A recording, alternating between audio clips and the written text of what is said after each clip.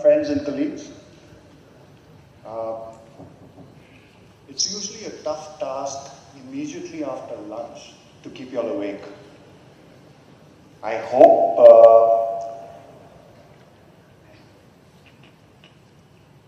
this opportunity basically to interact with you all makes it fruitful enough.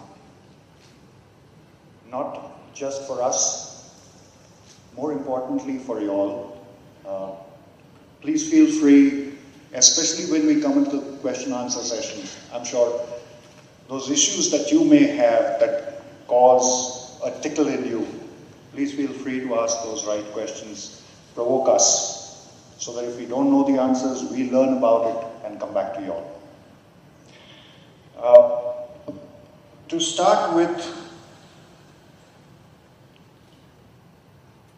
I just wanted to reflect that when we talk about the role of change management with increasing globalization,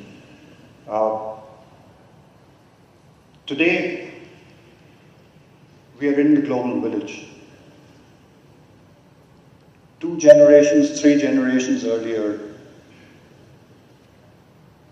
typically individuals used to think it's a great opportunity if you actually went to work somewhere outside your city.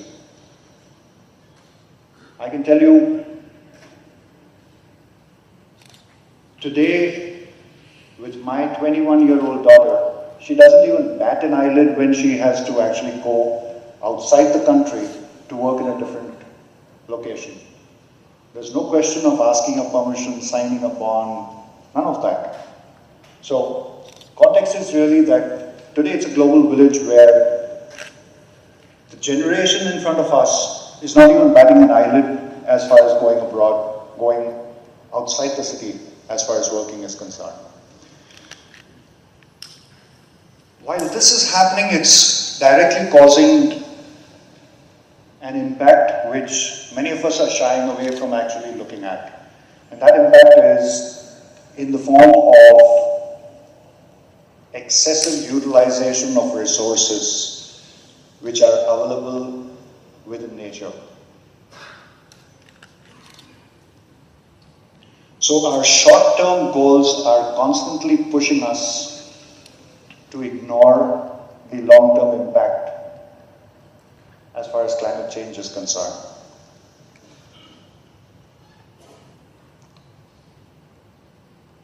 This is going to an extent that we can see natural calamities around us that we think is only happening on televisions.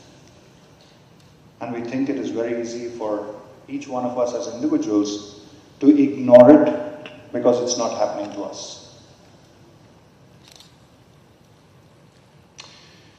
If I take this in the context of the industry in which I am today, the pharma industry, and I step back for a moment and I say, what has this globalization really done as far as the pharma industry is concerned?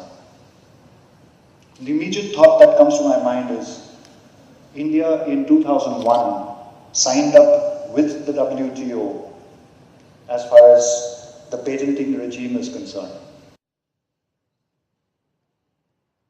Today's newspaper carries an interesting article.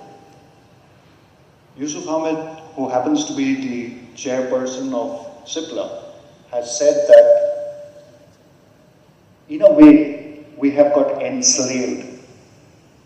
And the context with which he said, in a way we have got enslaved, is that in the global market, what costs $12,000 for a medicine of HIV was available at $100 in the African continent. Why is that so?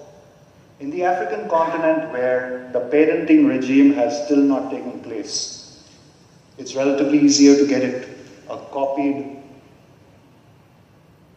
solution at less than $100 for a patient, which otherwise in the global market was costing 12,000 USD. I'm sure as human beings, while globalization is taking place, We're not being differentiated in who gets into a disease and who gets spared. So that's the impact. So, what is our role? What is our role as part of this change management?